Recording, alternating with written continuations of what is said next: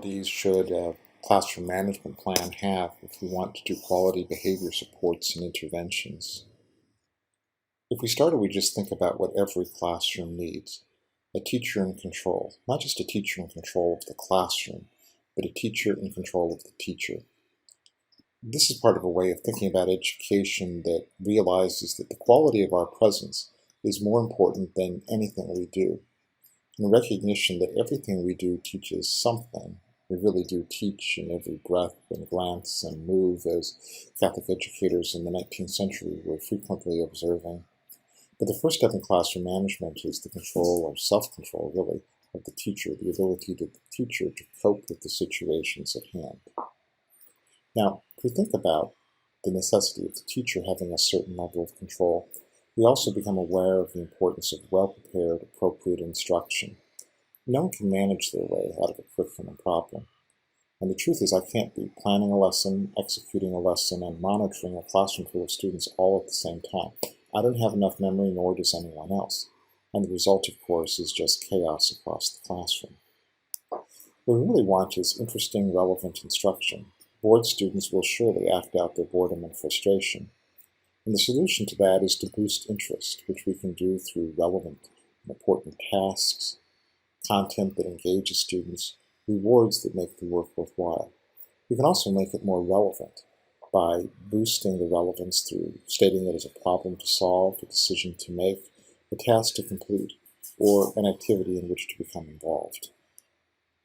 Now, if we think about any classroom, much of the research in behavior analysis is focused on classroom mechanics and the kind of microanalysis of teaching behaviors. Now, that starts by thinking, where do you teach from? Where do you actually start out in the classroom? And it's part of looking at not only where I teach from, but how I teach. How do you teach? What combination of whole group, small group, individual seat work, and lab work do you engage in? So we think of the classroom as a balance of many kinds of activities, sometimes done individually, sometimes in rotation. But what is the relationship of activities we do with everybody at the same time?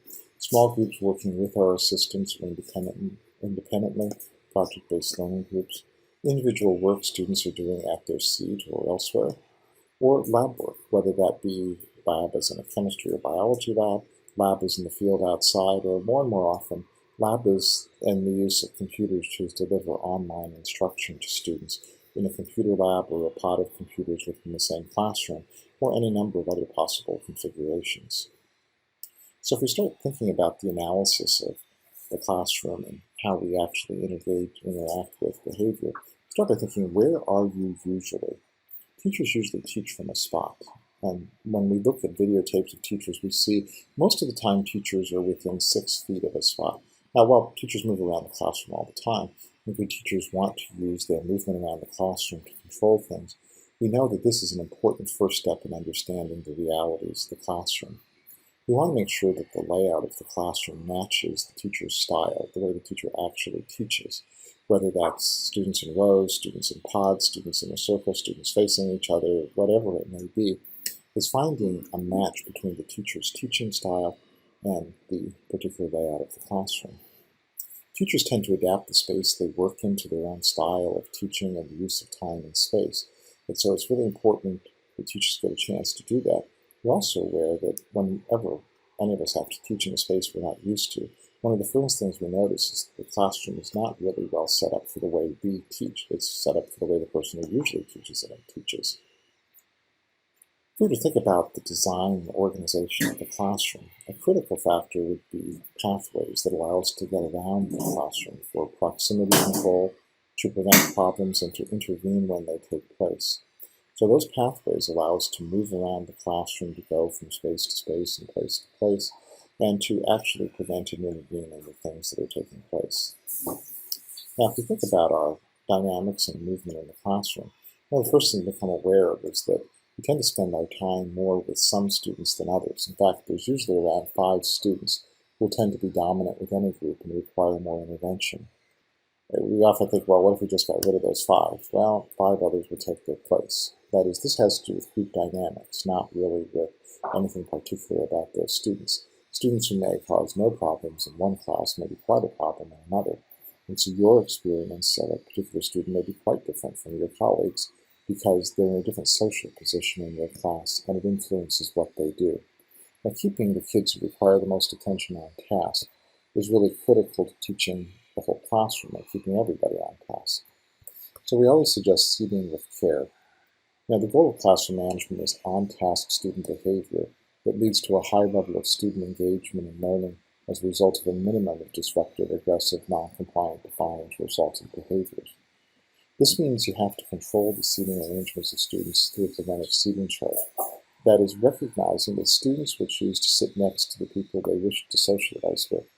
The goal is for them to be on task, not for them to socialize. So we want to seat students according to the best place for them to get work done. So what parts of the room invite trouble for staying on or off task? If you look around the classroom for a moment, in your classroom, where would you say that is? The back of the room, the sides, the area right in front of you, the area to your right? Basically, it depends where you stand, your height, and where you tend to look, where your gaze falls, you're most aware of. Outside of that is an area that students quickly realize they can engage in a variety of behaviors without your knowledge. So seating those kids who require the most interaction from us is really critical because we want them not next to each other, but on a path we can easily monitor. You notice in this classroom that I've created bigger rows between some areas of the classroom than others. That is, you tend to set the classroom with all the rows being equal, but whether you have students in rows or seated in pods or working as groups, working as a circle, what I want to do is make sure I have some slightly larger aisles that allow me to move easily around the classroom, and that I can seat students I need to interact with frequently where they're right on my pathway as I move through the classroom. This is greatly assisted by giving directions in a clear and coherent way. When looking at why directions often didn't result in the desired behaviors, researchers like Kate Ann O'Leary found that typically we give too many instructions from too many places in the room using too many words with too little physical prompts available, and then we tend to space out. That is, we give the direction and sort of sit back and wait till students respond. What he suggested is we're more likely to get good directions if we give one at a time and always from the same spot. So if you think about where it is you tend to teach in the classroom, if you stay with that spot, if you give directions one at a time, and use the fewest possible words and indicate what to do, not what not to do, we're more likely to get good results. We call that an alpha initiating form rather than a beta terminating form. And all we mean by that is tell people what you need to do without commentary. The difference between an alpha and a beta form is the beta form adds unnecessary commentary. Not, we need to do this will meet the standards, it's really important to get this done, I don't want to screw around on any problems like we had yesterday, we need to get this done as quickly as possible. Just open to page 168. Often there's so many words, so much verbiage, it gets completely lost in the process.